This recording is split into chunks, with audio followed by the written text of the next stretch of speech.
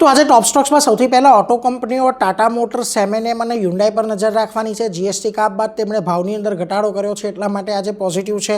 આ ઉપરાંત વેદાંતા પર નજર રાખવાની છે। જેપી એસોસિએટ્સ માટેની સૌથી વધુ બોલી તેમણે લગાવી છે, જોકે સ્ટોકમાં આજના દિવસે ઘટાડો આવ્યો છે આ સમાચાર બાદ। આ ઉપરાંત તમારે ડૉક્ટર રેડ્ડીઝ, લ્યુપિન, ઓરોબિંદો ફાર્મા અને ઝાયડસ લાઈફ 4 કંપનીઓ પર નજર રાખવાની છે। યુએસ એફડીએ દ્વારા વિવિધ અવલોકનો તેમના પ્લાન્ટને આપવામાં આવ્યા છે, જેને પગલે આજે તમને અહીંયા ઘટાડો જોવા મળી રહ્યો છે। આ ઉપરાંત સંવર્ધન મધરસન પર એક નજર રાખજો। કંપનીએ FY30 માટે $108 બિલિયન રેવન્યુનો ટાર્ગેટ નક્કી કર્યો છે, જેને લઈને આજે સ્ટોકમાં થોડી ઘણી તેજી જોવા મળી રહી છે।